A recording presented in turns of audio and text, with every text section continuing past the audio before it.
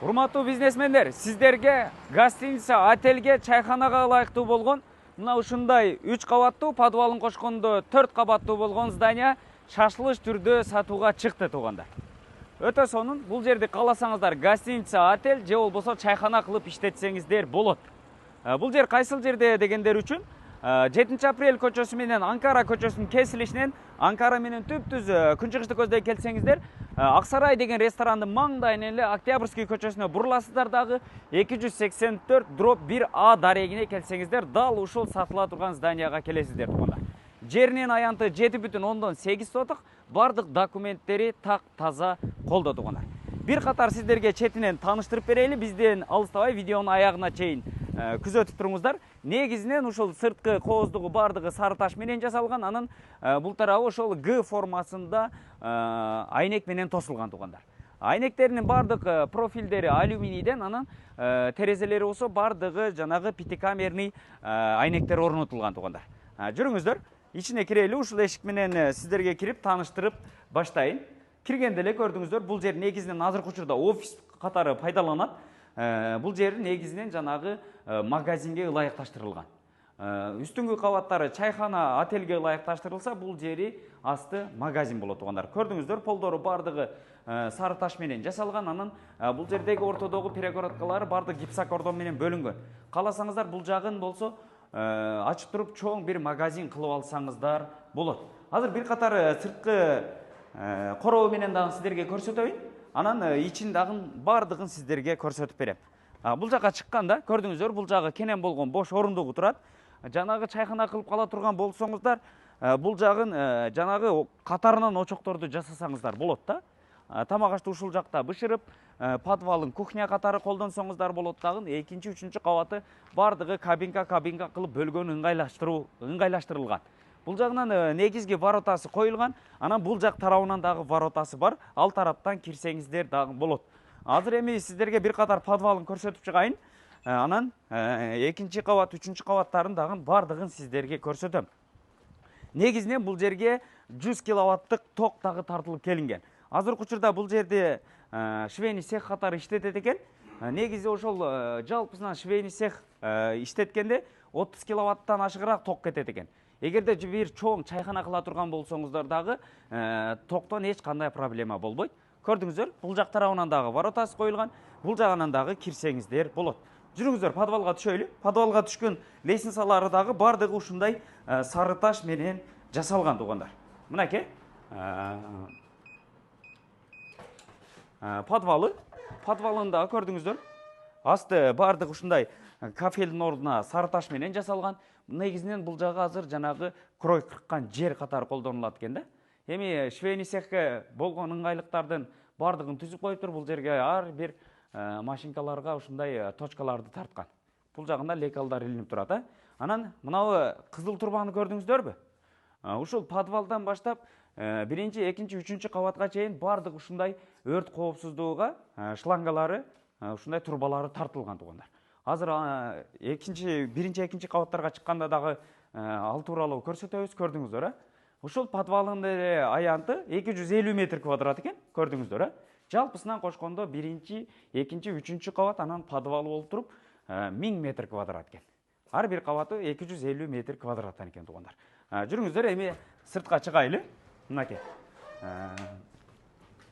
Бул тараптан кирип кайра сиздерге көрсөтөйлү. Эшиктери, ошол терезелери бардыгы алюмин профилдер менен жасалып тургандар. Бул жактары дагы жанагы бройль эшиктери коюлган. Киргенде эле бул лестница менен экинчи кабат, үчүнчү кабаттарга көтөрүлүп чыгасыздар. Бул жагында чакан болгон ашканага ылайыкташтырылган раковина суу фильтрлери коюлган. Бул жагында ажатканасы болсо, бул жагы раковинасы жайгашып тургандар. Өтө сонун. Анан бул жак жагы болсо, жанагы ошол офис менен бир бөлмө болот да. Негизинен ортосун перегородканы гипсокордон менен бөлүп койгон. Көрдүңүздөр, бул жагы терезелери бардыгы ушундай сплошной терезелер коюлган туугандар. Эми азыркы учурда цех кылып иштетип жаткан учур экен да. Алсаңыздар, бул жерди бардыгын сиздерге тазалап бошотуп берет. Мынакей, көрдүңүздөр, экинчи кабатка көтөрүлгөн лестницалары дагы бардыгы ушундай сары таш менен кооздолгон туугандар. Анан ар бир кабатта ушундай огнетушителдер дагы турат. Анан тетигинде көрдүңүздөр, жанагы шлангалар ошонун ичинде турат. Өрт коопсуздугуна ылайыкташтырылган. Суунун напору жакшы, ачканда эле суу күчтүү напор менен чыгат экен туугандар. Кудай сактасын эми өрттөн. Анан бул жак жагы болсо экинчи кабаты. Көрдүңүздөр, швейный машинкалар турат азыркы учурда. Эми бул жерде цех кылып иштетип жаткан учур экен да. Мына бул ортодогу перегородкаларын көрдүңүздөр, бардыгы ушул гипсокартон менен бөлүнгөн туугандар. Бул жагында 2 жаткана бар экен. Бирөөнү душ кабинка кылып койсо дагы болот. Көрдүңүздөр, анан туугандар. Мына жактан терезеси коюлган, терезелердин негизинен ортосунан эле бөлүп ар бирин жанагындай бир бөлмө кылып кабинка кылам деген планда салган экен да. Каласаңыздар ошентип бөлүп туруп кабинкалары бар чайхана кылып койсоңуздар болот экен да. Же болбосо ар бир кабинка кылып туруп отель, гостиница кылып койсоңуздар болот. Азыркы учурда эми иштөөчүлөргө бул жерге чакан болгон, ашканага керектүү болгон буюмдарды коюп, ашкана катары пайдаланууда экен. Мынакей туугандар, бул жагы. Азыр бул жагында дагы бир бөлмө бар. Үстүңкү кабаттан сиздерге көрсөтөлү. Биринчи кабат, азыр экинчи кабат менен үчүнчү кабат окшош болуп перегородкалар бөлүнгөн да. Жүрүңүздөр, эми 3-чү кабатка чыгып, 3-чү кабатын дагы сиздерге көрсөтөйүн. Мынакей. Бул жерде турат. Ар бир кабатта ушундай өрт коопсуздуктары каралган. Мынакей. 3-чү кабатка чыкканда деле бул жагында көрдүңүздөр, огнетушителдер турат. Бул жагында дагы тетеге ошол өрткө ылайыктуу болгон шлангалары бардык шарты түзүлгөн. Анан бул тараптан крышага чыксаңыздар дагы болот экен туугандар. Бул жагы эми 3-чү кабат экен, көрдүңүздөр, Азыркы учурда кызуу болуп, цех болуп иштеп жаткан учуру. Мынакей. Бул жак жагы болсо биягында үтүк кылат экен азыр. Бул жагында деле ошол 2 жатканасы бар экен.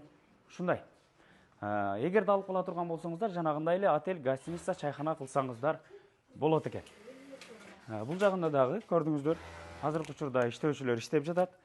Анан бул жак жагы болсо, мынакей. Цех. Көрдүңүздөр, Анан ар бир кабатка ушул квадрат метрине ылайыкташтырылып, кондиционерлери бардыгы коюлган туугандар. Жайында салкын, кышында жылуу кылып кармап берет экен. Мына ушундай туугандар. Жалпы аянты ушул 1000 метр квадрат болгон здание квадрат метрине $1600 кеми бар деп сатууга чыкты туугандар. Жеринин аянты болсо 7,8 соток жер аянтында жайгашкан. Көрдүңүздөр, биринчи кабатын жанагы магазин кылып койсоңуздар, продуктовойбу же болбосо башка тармактабы магазин кылсаңыздар болот экен. Анан экинчи кабат, үчүнчү кабатын кабинкаларга бөлүп, гостиница, отель, чайхана кылып койсоңуздар болот. Мына ушундай сонун локацияда туугандар. Бул жагы 7-апрель көчөсү менен Анкара көчөсүнүн кесилишинен эле күнчыгышты көздөй Анкара менен келсеңиздер, Аксарай деген ресторандын маңдайынан Октябрьский көчөсүнө буруласыздар. Дагы ушул угловойдо жайгашкан Октябрь көчөсү 284/1/А дарегине келесиздер туугандар. Өтө сонун, баасын дагы сонун койду. Квадрат метрине $1600 кеми бар. Аласыздар дагы, кааласаңыздар гостиница, кааласаңыздар отель, кааласаңыздар чайхана кылып иштетсеңиздер болот. Же болбосо башка тармакта дагы өзүңүздөргө бир катар ыңгайлуу кылып карап алсаңыздар болот туугандар. Эс номерин экранга калтырып койдук. Түз эле чалып байланышсаңыздар болот. Эгерде ушул здание кимге кызык болсо. Анан туугандар, ушундай чоң бизнес кылган, ушундай отель салам, гостиница салам, чайхана салам деген дос туган тааныштар болсо, WhatsApp группаларга ушул видеону бөлүшүп коюңуздар. Мүмкүн видео пайдалуу болуп калат. Биз тез кабар жамааты кызматта болдук. Ассаламу алейкум.